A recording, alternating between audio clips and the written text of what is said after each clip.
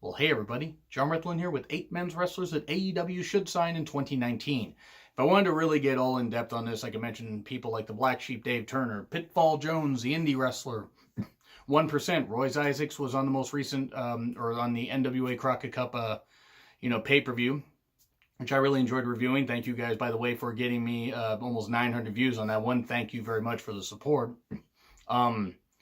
Christian Andes, a whole bunch of other, the American Guns, Double Platinum, a great team, a very, very good team. And a whole bunch of others I'm not going to mention here because mainly the names are all bouncing around in my head. But when myself and Durban started going to indie shows in July of last year, and July of this year will be the 1-year anniversary of going to all these shows. It's a 1-year indie anniversary, indie-versary, if you will. It has been a blast, and I really am glad because now I can do this list and put over some great indie talents that aren't going to be watching this because they're busy working. But I just wanted to do this list because I think AEW could bolster their roster with a couple big-name talents, but also ones that maybe aren't known that well on a national stage, but could really benefit and could do well with them. If AEW wants to show this for everybody, if they want to work, with and build around younger talents, it might not be a bad idea to include some of these people that I'm going to mention. Now, this is my personal opinion. Please leave in the comments who you would like to see of, of like the male wrestlers out there be in AEW, whether part-time, full-time, whatever. Anyway, so we get to number 8, Chase James. Putting the shirt over here, the current Without a Cause champion. And Without a Cause, Defy Northwest, those are 2 promotions, myself and the Derb frequent. Great guy, very personable, very good in the ring. Much more technical, but really does have a good strength size to him. I was very impressed by seeing him at the first show. Great guy to meet, met him a couple times. Really, really happy for his success. He wrestles around a whole bunch of other indie promotions, since these indie promotions only run like once a month, maybe twice a month in some cases. He is really, really good. I could see him benefiting very well by being in AEW, and I think they can make him a good upper mid-carder. I'm not saying they need to sign everybody, need to have a huge roster, but it wouldn't hurt to sign some of these guys. And then we go to number 7, Bandito. I just want to put Chase over really quick because Chase is just really goddamn good. I really want to see him gain more national success. Even though I would hate to lose him on the indies, the guy's good enough to be, more than good enough to be on the national stage. Not like anybody's going to watch this, but still. Bandito is number 7. I fucking love Bandito. I got to see him at a show, I believe, last October, just before he signed with Ring of Honor. So that may come into play, Ring of Honor contract. But Bandito, has been tearing up in the Best of Super Juniors. The guy is strong. He's fast. He's tremendous in the ring. And so goddamn good. So goddamn smooth. I really, really hope that if things don't work out in Ring of Honor, and he doesn't go to New Japan for whatever reason, that maybe AEW could get him. Because I think that guy is money. That guy is great. He's got a great look. He works hard. And sure, you could say maybe with Ring of Honor, and I believe it's CMLL, like their relationship, they could, maybe that might, put a damper on that relationship. I just think Bandito, my opinion of Ring of Honor right now is that it's kind of plateaued. That they still have a solid foundation of pay-per-view. They still have a solid fan base. But it just feels like it's plateaued. Like, just almost things are starting to slide backwards despite how good some of their roster is. Now, that's just my personal opinion. But I would like to see Bandito in AEW at some point. Who knows? They might create a cruiserweight division. I don't think you're going to have that many championships. They're going to have a main championship, a tag championship, a women's, and maybe a cruiserweight or something like that. Probably a mid-card, something like that. But still, I would like to see it. And I think Bandito could definitely shine even more in AEW. Number 6, Cody Chun. Or Chun. I think it's Chun. I always forget because the ring announcers tend to say something different. This guy, Classic Cody, is what he's known as. He's just a classic wrestler. He can do comedy really, really well, but he's really just technically sound in the ring. Can hit a tremendous cutter out of nowhere. And yes, from out of nowhere, the whole Randy Orton joke. He really can. He is super smooth in the ring. Very technical. He's tall. He has worked his ass off. Anytime I have seen him in a match, that guy works his ass off, whether it's a tag match, whether it's working with Nick Wayne, Buddy, related to Buddy Wayne. And if you don't know who Buddy Wayne is, look it up. Buddy Wayne, very popular wrestler from back in the day. Cody is really, really good, really entertaining, and I could definitely see him shining in AEW. I think the guy's goddamn money. And the classic Cody thing could get over. Number 5, Artemis Spencer, the current Defy Northwest champion. Having seen him grow just in the few shows I went to before he captured the championship. Unfortunately, I wasn't able to be there to see him capture the title from Shane Strickland. Yes, current NXT signee, Shane Swerve Strickland, who is somebody that I'm really happy to see his success because the guy is great. Artemis, or Artie Spencer, even though a lot of people were chanting Artemis Spencer, you know, the whole Seven Nation Army thing. I think Artie's just really, really good. He's performed in the UK. He performs hard every single time he's in Defy that I've seen. The guy is just so fucking great. One more that I want to mention too before I get on. Randy Myers, known as the weirdo hero, his antics and everything. Natty mentioned him on a recent photo shoot that she did where she was training, and she says, here's me doing a move on Ravenous Randy Myers. I met Randy. I think his shtick could work really, really well, and he can actually work. That's the thing. It's not like he's just antics. He can actually work. But back to Artie Spencer, I think he's also somebody that could benefit from a big, big stage. He may be happy with what he's doing, but if AEW came calling, they would be stupid not to come calling and at least try to sign him up. He is really good. Number 5, Alex Zane, who is somebody, I saw him on the first Without a Cause show. Tall guy. Built well. I mean, he's only gotten in better shape since I've seen, but tall, agile. That guy can hit a move. It doesn't even matter if he's performing in front of like 100 people or 600 people or whatever. You can tell that this guy knows what the fuck he's doing. Guy's absolutely great. Some of the most recent, I think it was the April Without a Cause show that I went to.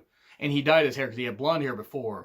And I shook his hand saying, I really appreciate your work. And he thanked me for that. And I saw him again. When I saw him there, I had to talk to him. I said, okay, you look familiar. Were you on the first show? He's like, yeah, I had different hairs. Okay, that was you. See, because sometimes different hair and names blend together. And I reviewed WWE New Japan. Now I'm going to be reviewing AEW.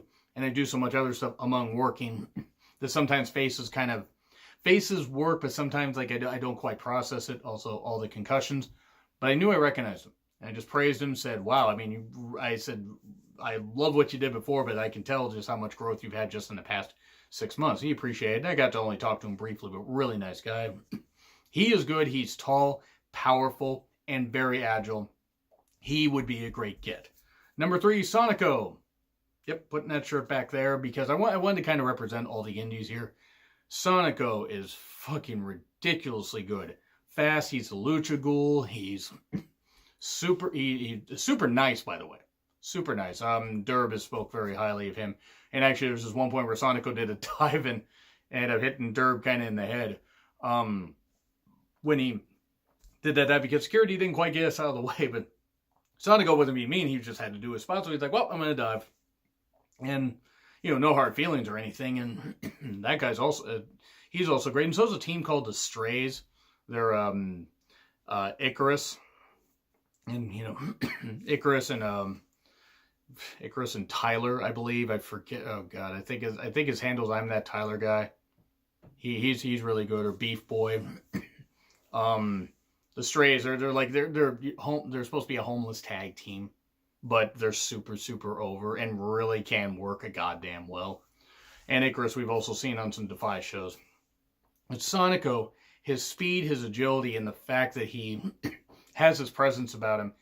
Yeah, it may be typical luchador to some people. I just see such passion in this guy, and I just want to see. I would love to see him in Best of Super Juniors next year. I mean, I don't know if that'll happen, but boy, New Japan would be smart to bring him in for that because, yeah, he wouldn't have to get all that much, but boy, if ever there was a cruiserweight talent, light heavyweight talent that deserves a chance on a big stage like that, if AEW doesn't get him, New Japan should bring him in for the Best of Super Juniors next year. I would love to see that. Number 2, Shaft. I love Shaft. I have 3 Shaft shirts in my closet, which I wish I would have broken out. But, in fact, you know what? Wait 1 second. In fact, after that quick break, yeah, Shaft. Shaft. Oh, yeah, and Shaft. U.S. Navy veteran, I believe, according to his Twitter profile. I know he's in the military. If it wasn't Navy and he happened to be watching this, I apologize.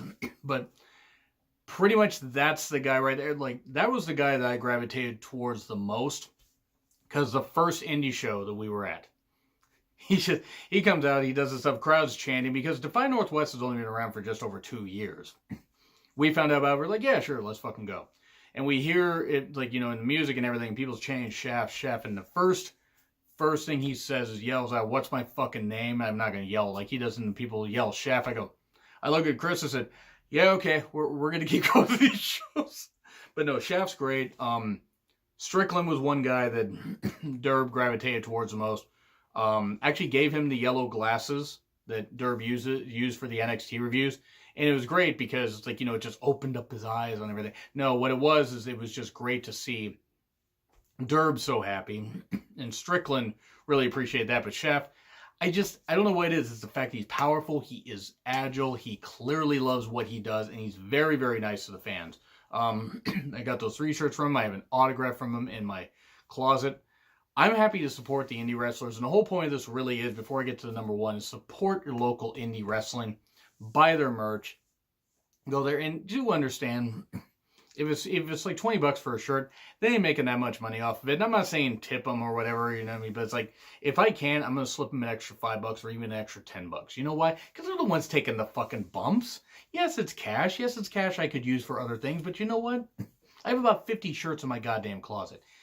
I'm not going to miss an extra $5 or $10. I know that makes me sound like I'm rich. No, not that at all. I can make, you know, a cut to, like, you know, stuff that I eat or something like that. Or, you know, maybe going out a little less frequently to slip an extra $5 or $10 to an indie wrestler. But with Shaft, guy's strong. The guy took chops from Walter and fucking no-sold him. He didn't take all the chops from Walter and no-sold him because nobody's inhuman like that. But Shaft did, and it was great. It was great stuff. But number 1, Jeff Cobb, who I got to meet last October. I got to tell him, I said, I had to put over your match against Hiroki Goto at the G1 at the Cow Palace. He appreciated that. It was right around the time he captured the TV title from Punishment Martinez, and then he was a PWG champion and something else I don't recall the title right now. But Jeff Cobb, he's in Ring of Honor, obviously. He's appeared in New Japan, and New Japan would be, you know, smart to get him. But if AEW wants to get a powerhouse and a guy that can still move that well, and yes, he's in his mid-30s, so maybe they want to sign people younger. I still think Jeff Cobb has plenty left in the tank. I think he's got a good 6-7 years in the tank.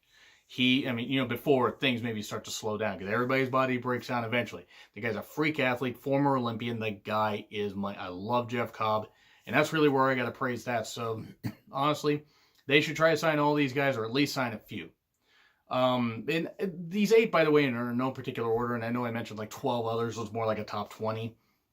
But really, I just want to see indie talents I've seen get the chance. So please leave in the comments some ones that you would choose, and let me know what you think. So, agree, disagree with what I said, like, share, subscribe, Twitter handle in the description. I'm John Rithlin. I will see you soon.